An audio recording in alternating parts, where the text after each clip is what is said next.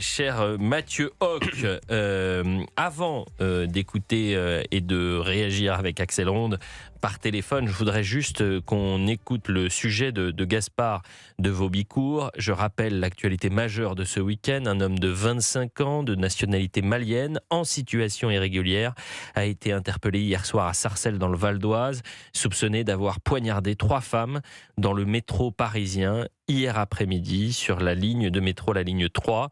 Et les faits se sont produits entre 16h15 et 16h45. Écoutons Gaspard de Vaubicourt qui nous rappelle les faits. Gaspard. Oui, la géolocalisation de son téléphone permet son interpellation à 18h55 à Sarcelles avec l'appui des policiers du Val d'Oise. Âgé de 25 ans, de nationalité malienne en situation irrégulière, il est déjà connu de la justice pour des atteintes aux biens, condamné en janvier 2024 pour vol aggravé et agression sexuelle. Libéré en juillet, il faisait l'objet d'une obligation de quitter le territoire français, mais son éloignement n'a pas pu être exécuté faute de laissez-passer consulaire alors qu'il était sous mandat de recherche. Une enquête est ouverte pour tentative d'homicide volontaire et violence avec arme. Le ministre de l'Intérieur, Laurent Nunez, appelle à une vigilance maximale dans les transports à l'approche du Nouvel An.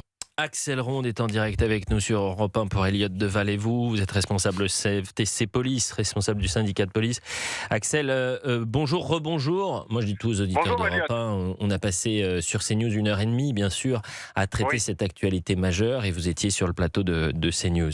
Axel Ronde, peut-être pour les auditeurs d'Europe 1 qui n'étaient pas avec nous ce matin sur CNews, est-ce que vous avez de nouveaux éléments concernant cette triple attaque au couteau? Et je préviens les auditeurs, je ne parlerai pas de blessures légères par respect pour les victimes, parce que certes, les blessures physiques n'imposent pas de parler de blessures graves parce qu'elles ne sont pas forcément hospitalisées, leur pronostic vital n'est pas engagé.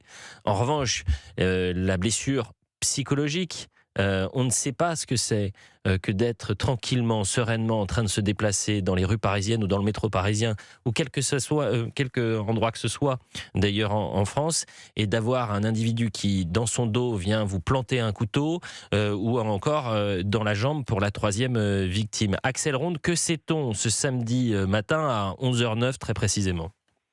Écoutez, que l'individu est toujours en garde à vue, il est dans les locaux de la police, il est interrogé bien évidemment pour savoir ses motivations. Pourquoi il a agressé 3 femmes dans le métro parisien hier après-midi. On attend bien évidemment le communiqué du parquet qui nous éclairera réellement sur ses motivations, savoir si c'est un individu qui souffre de troubles psychiatriques ou pas, savoir si c'est un individu qui avait finalement voulu attaquer ces jeunes femmes, enfin ces femmes par rapport à un problème qu'il aurait, puisqu'il est connu pour une agression sexuelle. Donc est-ce que c'est cela qui voulait commettre? En tous les cas, est-ce que c'est par ce biais-là qu'il a utilisé ses couteaux en voulant, si vous voulez, calmer ses pulsions, parce qu'on sait très bien que ces individus, malheureusement, ont des troubles quand même lourds psychiatriques. Alors, pas forcément dans un degré où ils ne seraient pas reconnus pénalement responsables. Ça sera bien évidemment l'expertise des médecins experts, soit de la préfecture de police, de l'infirmerie psychiatrique, ou soit d'autres médecins psychiatres. Donc, on va attendre bien évidemment le résultat de l'enquête, mais encore une fois, on voit bien le grand professionnalisme des services de sécurité de notre pays. Immédiatement après les faits, une réquisition judiciaire a été transmise à la RATP pour visionner l'ensemble des caméras vidéo de la ligne 3 et du secteur pour retrouver et identifier cet individu qui était connu des services de la police ferroviaire de la DESPAP, qui l'ont immédiatement réussi à le localiser, le géolocaliser grâce à la téléphonie mobile. Une perquisition, bien évidemment, a été mise en place dans son domicile. On a bien évidemment, j'imagine, pris en charge ces différents moyens de communication pour les analyser, pour savoir s'il n'était pas en lien avec une autre personne, ou alors est-ce qu'il s'est radicalisé tout seul, comme on le voit de temps à autre.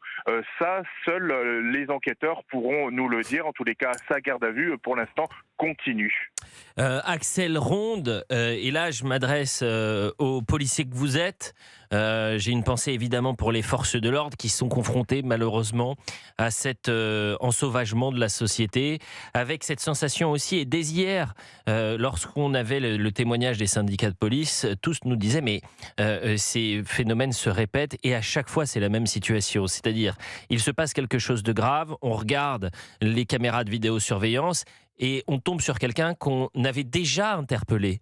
C'est cette histoire sans fin, cette histoire triste qui se répète. Alors moi, la question que je vous pose, c'est pas forcément une question technique, mais plus une question d'état d'âme, de ressenti. C'est-à-dire, qu'est-ce qui vous gagne aujourd'hui? Est-ce que c'est la colère? Est-ce que vous êtes désabusé? Ou est-ce qu'il y a une forme de fatalité? Vous dites, bah écoutez, on fait ce qu'on peut. Non, c'est un drame terrible parce que cet individu, nous, on l'a déjà interpellé, on l'a remis à la justice et on voit qu'au final, cet individu continue dans ses crimes, continue finalement dans ses méfaits et on se demande où ça ne fonctionne pas. Nous, on fait le boulot, on fait le job, mais au final, on voit que au niveau que ce soit de la justice ou peut-être même des médecins, puisqu'on ne sait pas si cet individu a des troubles graves psychiatriques, mais en tous les cas, on voit toujours les mêmes type de profil, des individus qui sont multirécidivistes, qui vont continuer, et encore plus sur cet individu qui en plus est au QTF, qui devrait même plus être sur le territoire national, puisqu'il y a une décision par rapport à cela, et on se rend compte que finalement, il y a des problèmes politiques avec certains pays qui refusent de récupérer leurs citoyens, qui finalement ne veulent pas les récupérer, ne délivrent donc pas des laissez-passer, et on est finalement face à un problème, puis cet individu a été assigné à résidence, mais l'assignation à résidence est finalement volontaire, puisque cet individu ne se présentait pas apparemment au niveau du commissariat, puisqu'il devait pointer régulièrement, puisqu'il faisait l'objet d'une fiche de recherche, d'après les premières informations qu'on a pu obtenir du ministère de l'Intérieur. Mais voilà, encore une fois, c'est un individu archi connu, le boulot, le job est fait par les policiers, et finalement, encore une fois, cet individu a pu commettre 3 crimes en poignardant 3 femmes qui seront innocentes. Bien évidemment 3 innocentes qui seront marquées à vie. C'est pour ça que je ne parle pas de blessures. C'est les douleurs psychologiques, psychiatriques, et d'ailleurs on voit que ça fait des ravages même dans les services de police, puisqu'on a un taux de suicide dans la police qui est énorme, et je rappelle qu'il y a 20 policiers qui sont blessés chaque jour par des actes de violence dans notre pays. Et c'est pour ça que vous ne m'entendrez pas parler en direct sur Europe 1 de blessures légères. Et à travers ces faits-là et cette triple attaque au couteau, je rappelle quand même que le suspect, c'est vrai, reste présumé innocent à ce stade, que l'enquête judiciaire, elle est sous l'autorité d'un magistrat. On imagine que dans les prochaines heures, pour faire toute la lumière quand même sur son périple criminel, mais également sur son passé judiciaire, la procureure de la République de Paris va prendre la parole dans les prochaines heures, va faire une conférence de presse pour expliquer.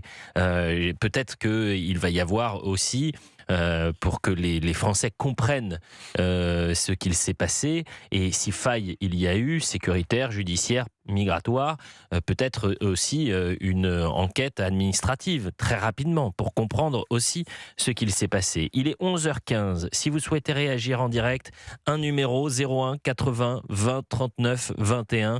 La question, c'est l'insécurité en France, l'insécurité dans les transports en commun. Trop, c'est trop.